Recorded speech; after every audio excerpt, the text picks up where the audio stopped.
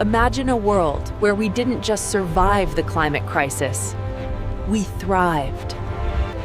Where concrete turned into coral reefs of the sky, breathing life back into the air. The roar of engines replaced by the whisper of the wind and silent magnetic glide. This isn't a fantasy.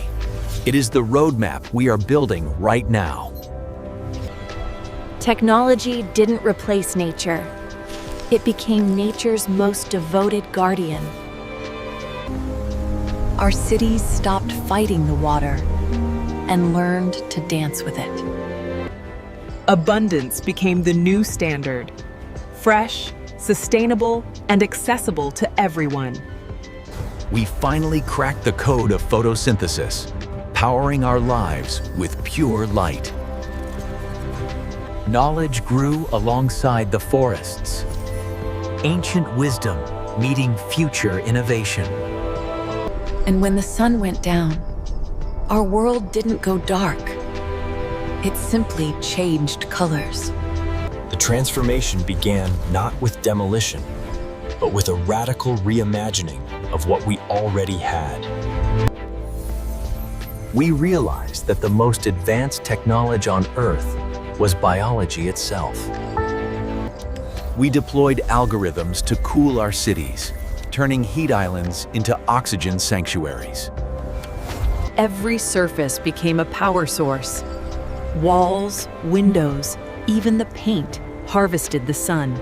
Distance shrank as clean speed connected our communities without polluting our air. Where gridlock once ruled, now flowered pathways guide us home. Machines learn to nurture, accelerating forest growth by centuries. The concept of waste vanished. Everything we used returned to the cycle of life. We didn't just live in cities. We fed ourselves from their living walls. The rivers cleared, the smog lifted, and we saw our home for the first time. We redefined luxury, not by what we owned, but by the view from our windows. Work broke free from gray cubicles, finding inspiration in the quiet rhythm of the forest. Neighborhoods became villages again, designed for connection, laughter, and shared joy. Healthcare became preventative, woven seamlessly into the fabric of our daily lives. The commute became a flight of freedom, soaring above the canopy in silent wings. Schools became portals to the past and future, igniting curiosity without walls. We invited the wild back in, sharing our streets with those we once displaced. Even our fashion adapted, harvesting energy and shifting with the elements. Culture flourished in spaces designed for acoustics, aesthetics, and the human soul. We dimmed the city lights to reclaim the stars, guiding the next generation to the cosmos. We found strength in stillness, starting our days in harmony with the water's rhythm. Commerce became a community exchange, free from waste and full of color. Medicine focused on vitality, healing us before we even felt the first symptom. Play returned to the canopy, teaching our children courage and respect for life. Creativity flowed as freely as the rivers, painting our dreams onto the world itself. Every movement contributed to the grid, our own energy lighting the path ahead. We dined with the oceans, silent observers of the life we worked so hard to save. Art became functional, standing as beautiful sentinels, guarding the purity of our air. We realized that the greatest technology of all was simply being together. We turned the scorching deserts into engines of life, harvesting the sun to water the sands. Our oceans began to breathe again, healed by floating sanctuaries that cleaned as they drifted. We stood guard at the poles, using our ingenuity to freeze the melting ice.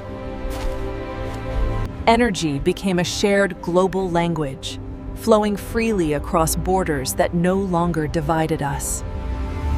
We traveled faster than ever, yet left no footprint behind us. Technology became microscopic, working silently alongside the bees to bloom the world. Agriculture reached for the sky, feeding billions without cutting down a single ancient tree. We reconnected the wild places, giving the giants of the earth their ancient paths back. Looking back, we saw not a fragile blue marble, but a vibrant, living emerald. And when we finally reached for the stars, we took our gardens with us. We built armies, not for war, but to pollinate the future we almost lost. Transportation became a silent ballet, drifting through the clouds on currents of pure light. History will remember this not as the age of ruin, but the age of repair. Science and tradition laid down their arms and joined hands to feed the world. We cleaned the veins of the earth until the rivers ran clear as crystal once more. We didn't erase the past. We grew over it, turning gray concrete into green sanctuaries. The air became so clean, we could taste the sweetness of the rain again. Our reach for the stars was no longer an escape, but a promise to spread life. The fires of fossil fuels dimmed, replaced by the eternal, clean power of the sun. We raised a generation of guardians, fluent in the languages of both code and chlorophyll. We learned to build with the wind, turning invisible currents into visible beauty. The most important inheritance we passed down was not money, but a living planet. When we stopped fighting the Earth, we finally stopped fighting each other. We slowed down, matching our pace to the gentle growth of the trees. Silence became a resource as precious as gold, protected and cherished. Our skylines no longer blocked the birds, but welcomed them home. Every drop of water was treated as sacred, cycled endlessly through the city's veins. We safeguarded the blueprints of life, promising that no species would ever vanish again. We discovered a simple truth. As the forests grew, so did our happiness.